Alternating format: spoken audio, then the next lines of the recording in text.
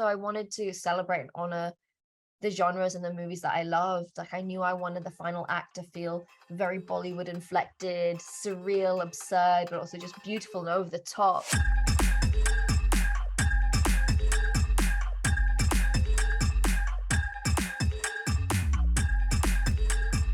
Hi, I'm Nida Manzoor, and I'm the writer and director of Polite Society. Where did the idea for Polite Society come from? Was there a moment or was it an amalgamation of things you enjoyed that you just wanted to see in a movie? Gosh, honestly, I'm not sure where it came from. It's one of those things I think I always go back to this moment when I was a teenager fighting in a martial arts class with my sister and being a teenage girl, being awkward in my body, but being in this fight situation and like my sister hitting me and me going down, and then the kids laughing and the humiliation that I felt, but also the physical pain. And it's just those two, the violence of being a teenage girl and the physical violence of fighting came together. And I was like, I think that's where the kernel of the idea came of using the action genre to explore what it feels like to be a teenage girl. Oh my gosh, I love that answer. It basically answers my next question, which was like all the themes you explore, like action, you have the drama, you have everything in there. And I'm just that was basically your intention was to make this film a bunch of different films, I feel like, bunch of different genres. I think so. I mean, I grew up loving genre movies and loving movies that dared to mix genres. I think those were the most exciting things to me, to see comedy come together with horror, to see action and and comedy. Like that was where I was like the new tonal world that was being built by mixing genres was exciting. So that's why I'm like, I want to do that. But also I wanted to celebrate and honor the genres and the movies that I loved. Like I knew I wanted the final act to feel very Bollywood inflected, surreal, absurd, but also just beautiful and over the top. I love musicals. I wanted to have a musical moment. I love Hong Kong Kung Fu. I wanted to do the wire fu, but see it with the South Asian costuming. Heist movies, sort of slapstick, all of these things that I loved, I wanted to take and mix and remix and find something new within it. No, I love that because it's a very original story. I haven't like seen something come out of maybe like British cinema like this. So it was really cool to see. Um what like was your favorite scene to write, and was that also your favorite scene to direct, or were those Wow. different? I don't know what my favorite scene. No, I think my favorite scenes to write. I always love writing the friends, the friendship, the female friendships, the kind of dialogue, the quick, fast dialogue. I really enjoy, and so much of that came in from like Ria and her friends, the friendship groups. I love doing that. I love writing the family dynamics and dinner around the table. Again, seeing all these different characters like bounce off each other and all their different positions. But when it came to directing, I really took so much joy in directing the action sequences. I particularly love the big final boss level fight between Rahila and Ria, getting to do those big wire gags or wire moves, working with the visual effects team, production design team, these incredible actors, seeing all these women do these amazing stunts. It was just like that was for me so thrilling to direct. That's really cool. I'm just wondering, as a dancer, you do have that dance sequence at the end, which I loved. Did you find that that scene, directing that and directing the action, was that similar in any way, or? Yeah, absolutely. I think that there is, those action scenes are almost like a dance because they're not really fighting. It's all movement in, choreographed movement. And that's what dance is as well. And so there was definitely a kind of symbiosis between doing, those two different things. And yeah, yeah, I loved doing both. And it was exciting to get to do a dance number as well in the action movie. It's like, why not?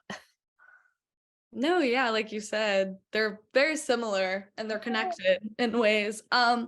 Did any of your previous projects like influence Polite Society at all, whether that be Mm, theme or? yeah, I think We Are Lady Parts, my TV show, really helped me find my tone and my voice as a filmmaker. So I was so lucky and fortunate I got to make that show because then I knew what I was doing when I came to the film. And so many of the crew, some of my department heads were the same. My designer, production designer, my costume designer, makeup, first assistant director, editor, they were my team, my people, my family.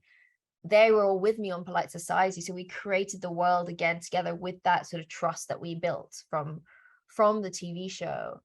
Yeah. That's cool that you got to keep your whole like crew. I mean, like Yeah. it's like once you get closer, it's even more fun, I feel like, to make new worlds and new scripts and new shows and movies. I think one of my favorite things to see in film is kind of like women, maybe with immigrant parents or women of color, kind of rebelling against maybe expectations that kind of exist, and people say they exist because that's just how things were done or that's how things are. Did you ever feel that struggle growing up, kind of like Rhea and Lena do, in a way, with Lena with her art school, and then Rhea obviously wants to be a stunt woman, but everyone's like, what? You know? Yeah, absolutely. I felt the sort of similar kind of struggle to prove that I could be an artist. And it wasn't that my parents, they encouraged me to pursue my artistic endeavors, but really just as a hobby. Because I think when I told them I wanted to be a filmmaker, there was a lot of fear around it because they're like, they didn't see someone like me really succeeding. So they really weren't sure, and but to their credit, they really got behind me. But I remember feeling that push pull with them where I had to really convince them that, I'm going to try this and give this a go. And yeah, I think it wasn't until I was directing Doctor Who that they were like, okay, we can tell our friends that you're a filmmaker. The Doctor Who Doctor credit Who, that really BBC, launches that you up BBC, there. yeah, stamp of approval. Um, what do you hope audiences are able to take away from the film? I hope audiences go see the film in theaters, because that's how I conceived it, for the big screen, to be watched in a group with your friends. And just by that very fact of seeing a South Asian teenage girl leading an action movie at the theaters, it's sort of saying to us that, our stories are important. We are worth being a lead in a movie. So it's just that kind of the validation that comes from that, the kind of empowerment that I know I, as a teenage girl, wish I'd seen and wish I'd felt.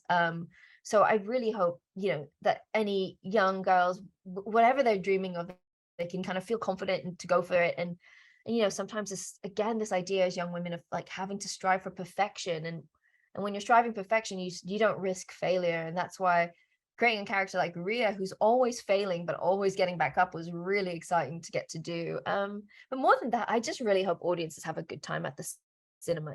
It's a fun film, and it's something to enjoy with your loved ones, really.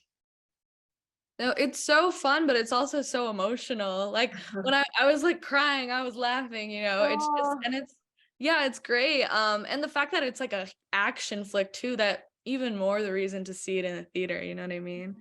mhm. Okay, and then the last question I have is kind of just like a fun one. Okay. So, would you put yourself on the line and take it to the streets like Rhea does when she finds out like Salim is this creep? Like, would you like go into the wedding? Are you gonna go heist mode?